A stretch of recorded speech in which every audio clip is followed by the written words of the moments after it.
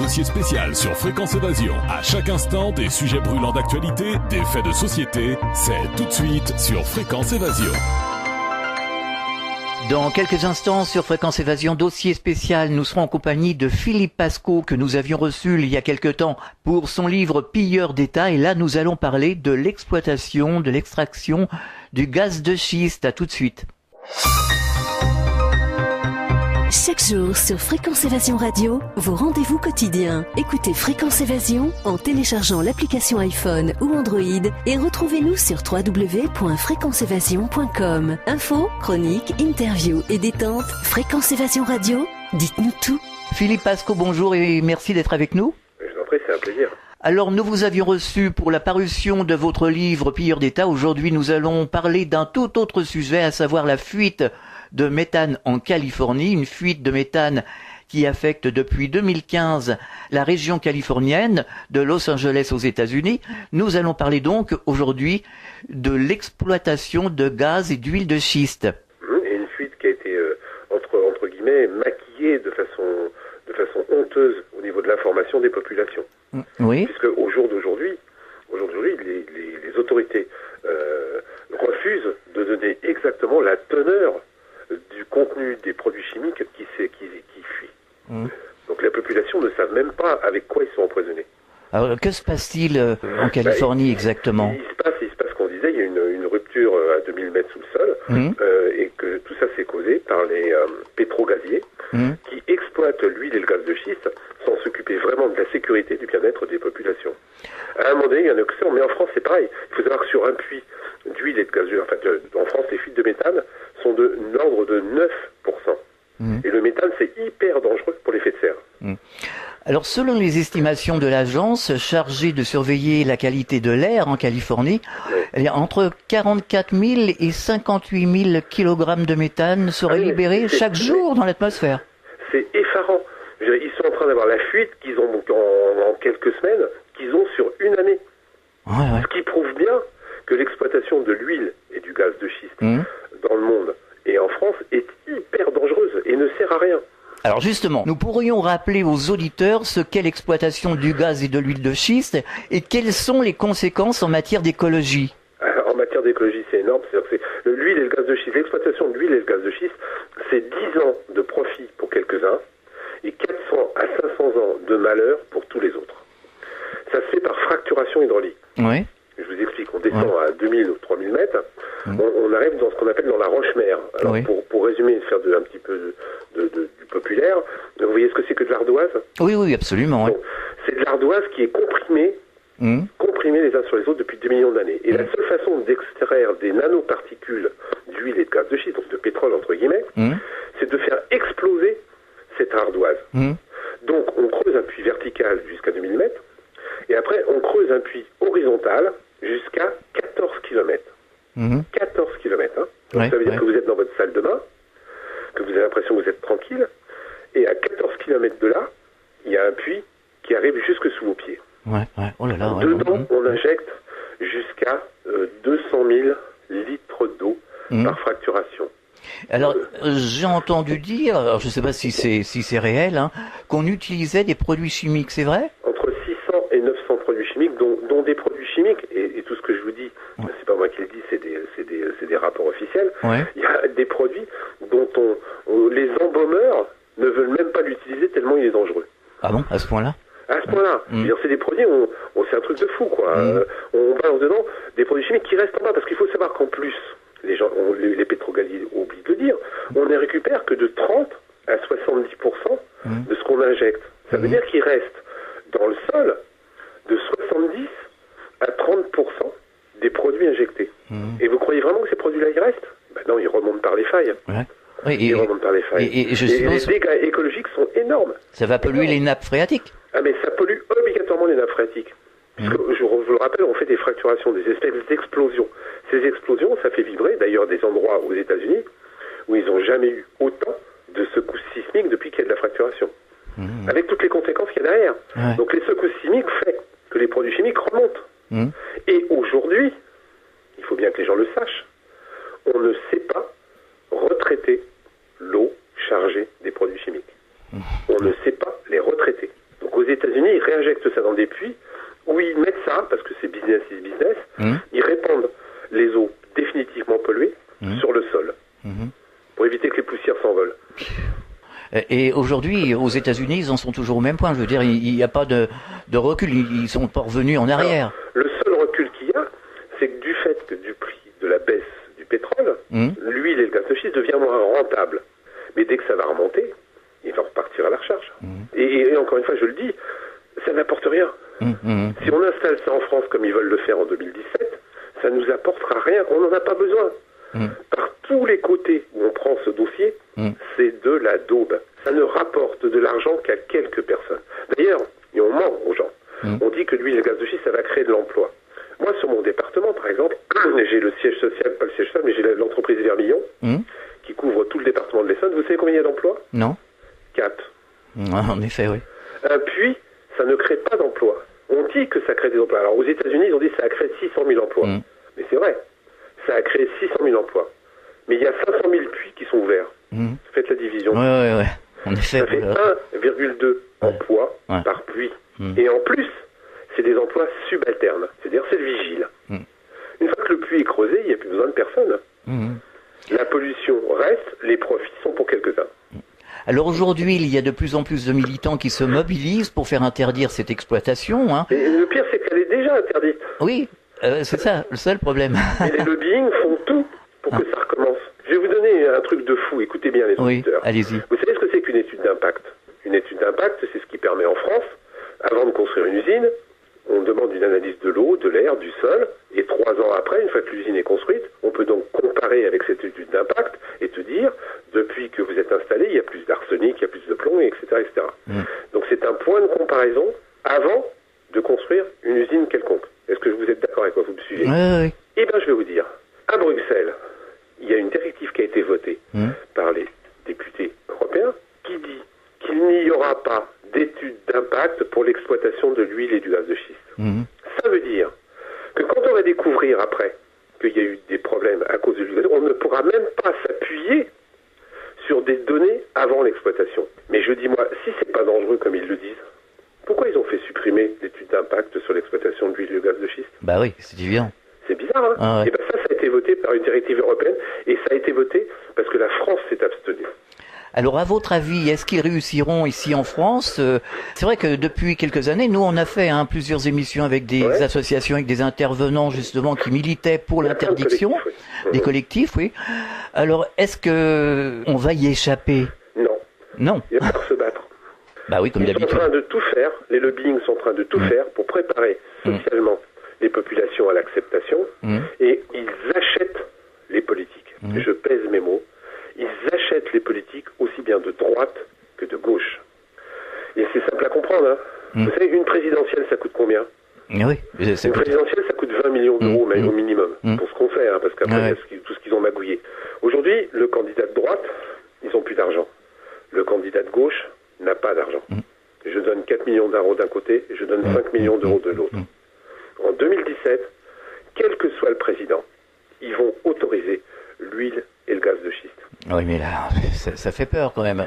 Oui, mais il faut surtout préparer les populations, parce qu'on dit non, la seule façon qu'on a de les bloquer, c'est par les collectifs, c'est par les citoyens.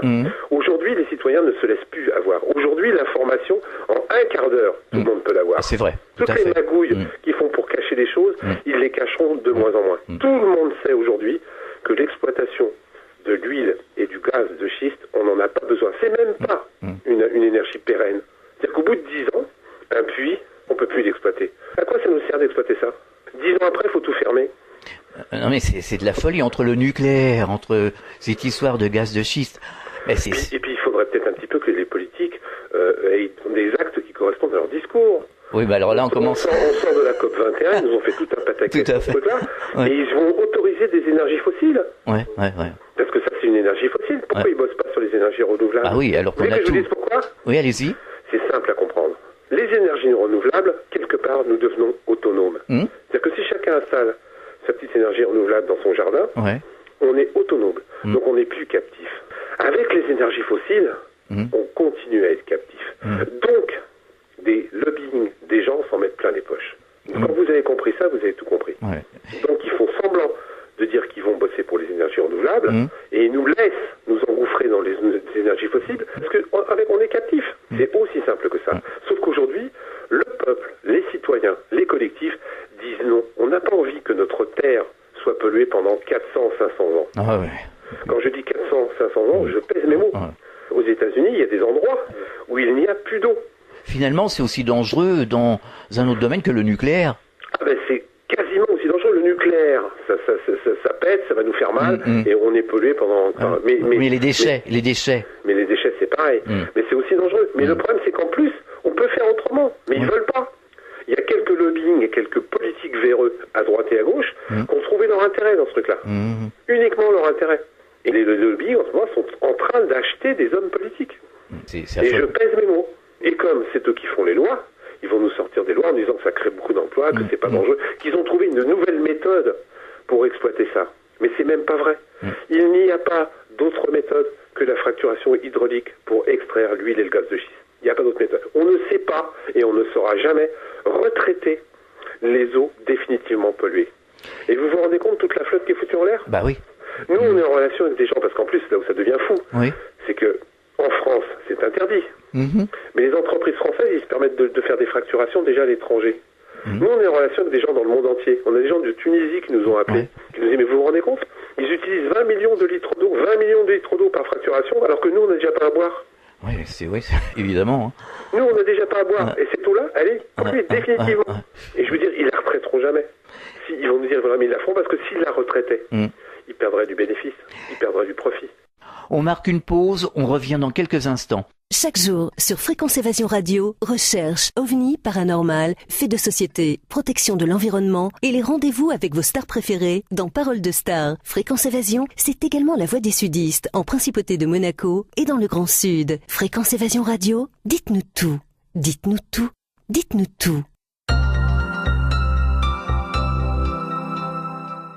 Fréquence Évasion. Fréquence Évasion. Nous sommes de retour sur Fréquence Évasion. C'est la deuxième partie de Dossier spécial, toujours en compagnie de Philippe Pascot. Nous parlons de l'exploitation de gaz de schiste. Alors, est-ce que vous avez l'impression que justement ça bouge au niveau des collectifs ? Alors, dans le sud de la France, nous, depuis quelques années, on a l'impression que ça bouge. On en voit un peu partout. Oui, ça bouge.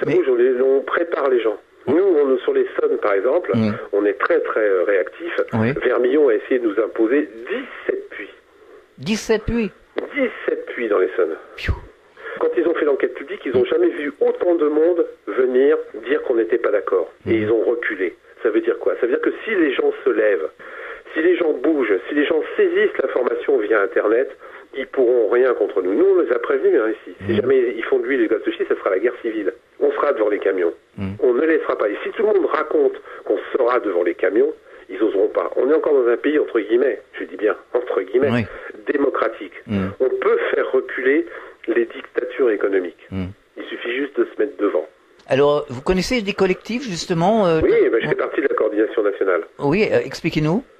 On a monté des collectifs à travers toute la France, avec des collectifs de temps se réunissent pour arriver à monter des actions communes. Il y a une grande manifestation là qui est en train de se préparer le 28 février, dans le sud, du côté de, j'ai plus le nom en tête, je conseille à tous les gens qui peuvent s'y rendre de s'y rendre. D'accord. Donc aujourd'hui, grâce à Internet, grâce au téléphone, grâce aux moyens de communication, ils ne peuvent plus juguler l'information circulante. Donc c'est-à-dire qu'ils ne peuvent plus nous manipuler comme ils veulent. Aujourd'hui, est-ce que vous savez qu'en septembre, par exemple, de l'année dernière, il y a eu une grande tempête aux États-Unis, qu'il y a 20 000 puits qui ont été inondés. 20 000 puits inondés 20 000 puits. En effet, oui. Il n'y a que nous qui avons balancé l'information. L'information a été fermée. Alors que je vous parlais de l'eau retraitée. Donc ils font ce qu'on appelle des bacs de rétention. Donc sur ces 20 000 puits, ils avaient donc fait des bacs de rétention avec de l'eau définitivement polluée. Quand il y a eu les inondations, vous croyez que cette eau allait rester dans les bacs de rétention ? Bah non. Ben non, elle est partie partout. Bah oui, évidemment. Sauf que l'information, elle a été noyautée. Noyautée. Mais grâce à Internet, grâce aux gens, grâce à n'importe qui peut aujourd'hui filmer avec son iPhone, on a réussi à faire passer l'information, ils n'ont pas pu étouffer l'affaire. Et honnêtement, l'huile et le gaz de schiste, on n'en a pas besoin. Ça crée pas d'emploi, ça crée pas de richesse. Non, ça endommage la Terre, la planète. Ah, mais ça crée des dégâts, mais pour 500 ans. Il y a même des maladies aujourd'hui, on se rend compte qu'il y a des maladies aujourd'hui qu'on ne connaît pas, qui ressortent à cause de ça. On en a des preuves aujourd'hui. C'est de la folie. C'est complètement faux. Uniquement pour que quelques personnes se mettent encore du pognon dans la poche. Mais vraiment, en France, on n'en a pas besoin. Je vous ai dit, ça crée pas d'emploi. Ça crée pas de richesse. Et c'est pas pour ça qu'on va payer le gaz et l'huile moins cher. C'est pas vrai. C'est pas vrai. Pour couvrir notre besoin énergétique avec l'huile et le gaz de schiste en France, il faudrait qu'on ait quelque chose comme 11 000 puits en activité. 11 000 puits en activité. On ne pourra jamais avoir 11 000 puits en activité parce qu'on n'a pas la surface géographique. Donc ils vont faire des puits uniquement pour que quelques personnes se foutent du pognon de la pêche. Mais notez bien ces chiffres. 20 millions de litres d'eau par fracturation et ils peuvent faire jusqu'à 10 fracturations par puits. C'est énorme. Cette eau est définitivement polluée. Et ils la prennent où, cette eau, en plus? Je suppose dans les rivières. Dans la nappe phréatique. Dans la nappe phréatique. Ou dans les lacs environnants. Oui, dans les lacs. Ouais. Et comme ils ne savent pas quoi en faire, où c'est qu'ils vont la mettre? Parce que tout ça, ils ne le disent pas. Ils vont la mettre où? Voilà. Le problème, c'est qu'ils ne répondent pas à ce genre de questions. Ouais.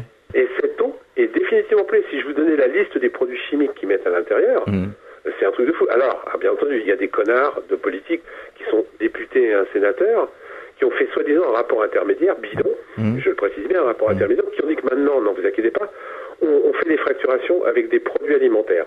Avec des produits alimentaires? Oui, ils ont aussi écrit, plus le mensonge est gros, plus ça passe. Quel produit alimentaire? Du chocolat. Ah bon? Non, je vous assure, c'est un rapport officiel. Du chocolat? Oui, mais plus le mensonge est gros, plus ça passe. Ce qui est un mensonge éhonté, mais c'est gros, ça passe. Il n'y a pas d'autre méthode que la fracturation hydraulique, il n'y a pas d'autre méthode que de mettre des produits chimiques. Il n'y a pas autre chose. Toute autre chose est un mensonge pour le faire avaler la pilule aux gens. Quelles sont les actions que vous menez sur le terrain? Nous, on en a fait pas mal. On a fait des opérations escargots, on a monté un collectif qui s'appelle Les Taupes Énervées qui fait des choses un peu spéciales. On a monté des grandes manifestations. Là, on distribue une carte postale au nom de l'entreprise Hermillon. Pour souhaiter une bonne année à tous les habitants du coin, pour qu'ils en profitent avant qu'eux s'en mettent plein les poches. On démonte systématiquement la désinformation qu'on essaie de nous faire avaler. Quand ils nous disent que c'est pas dangereux, on sort toutes les preuves que ce truc-là est dangereux. Et je vais vous donner un truc très très simple. Allez-y. Nous, quelques petites personnes comme nous et dans le monde entier, à chaque fois qu'on rencontre des pétrogaziers et qu'on va dans des réunions, on a récupéré de l'eau de fracturation, puisqu'ils disent tous que c'est pas dangereux. On leur demande d'en boire devant tout le monde. C'est marrant. Jusqu'aujourd'hui, aucun pétrogazier a accepté d'en boire. Aucun. Nous, on est prêts à prendre leur famille pendant 15 jours chez nous. On leur fait boire tous les jours de l'eau de fracturation qui, soi-disant, n'est pas dangereuse. C'est marrant. Il n'y en a aucun qui est d'accord. Oui, curieux. Et pourquoi c'est pas dangereux pour nous et c'est dangereux pour eux? Pourquoi? Je vais vous dire une petite anecdote. Vous connaissez, il y a un seul pays là en Europe qui a fait un moratoire, entre guillemets, pour interdire la fracturation chez lui. Vous savez où c'est? Non. C'est en Suisse. Et vous savez pourquoi? Non, allez-y. Parce que tous les pétrogaziers ont leur maison de campagne là-bas. Ah, d'accord. Oui. Et là-bas, c'est bizarre, ça a été interdit. Non, je blague, mais c'est vrai. En Suisse, ils se sont aperçus, ils ont fait des essais une fois. Premier des essais qu'ils font, fracturation, tremblement de terre, 3 sur l'échelle de Richter. Ah oui. Ils arrêtent pendant 6 mois. Pendant 6 mois, pas de tremblement de terre. Ils recommencent une fracturation, séisme de 5,6 sur l'échelle de Richter. Eux, ils sont pas cons, ils ont dit stop, on arrête. C'est vraiment un truc qui fait des dégâts énormes. Cette exploitation d'huile et de gaz de schiste. Et ils sont futés en France. Ils sont en train d'essayer de nous balancer qu'il faut pouvoir faire de la recherche. Je vais vous dire ce que c'est, pourquoi ils veulent faire ça. Pourquoi c'est qu'ils vont faire de la recherche? Ils vont nous dire qu'on a une mine d'or sous les pieds. Qu'on a plein d'emplois. Et que ça serait vraiment con de ne pas y aller. Ils l'ont déjà dit, Mais je sais. Donc nous, collectif de France et de Navarre, on dit on ne veut pas de recherche. On n'en a pas besoin. Si on avait besoin de ce truc-là, ok. Si on nous prouvait que c'était pas dangereux, ok. Bien sûr. Si on nous prouvait que ça allait servir à l'ensemble des populations, ok. On n'est pas des béotiens qui voulons nous éclairer à la bougie et qui marchons tous dans des sandales à pied. Donc on n'est pas contre le progrès. On est contre le progrès qui ne sert à personne. Les énergies libres, les énergies renouvelables, ça c'est un bon progrès. Oui, mais ça ils en veulent pas. Alors le dernier truc qui vont nous servir, je le dis à tous vos auditeurs, parce qu'ils vont essayer de nous manipuler avec ça. Ils vont dire que les énergies fossiles, l'exploitation de l'huile gazée va servir à financer les énergies renouvelables. En gros, je vous balance une bombe sur la gueule pour vous apprendre à pas vous en servir. D'accord. Mais c'est du n'importe quoi. Il faut que ces gens-là arrêtent de nous mentir et qu'ils arrêtent de prendre le peuple pour des cons. On n'est plus cons, on n'est plus des cerfs, on n'est plus prêts à se faire manipuler. L'huile, l'exploitation, l'exploration de l'huile et du gaz de schiste, personne du peuple n'en veut. Il faut qu'ils le comprennent.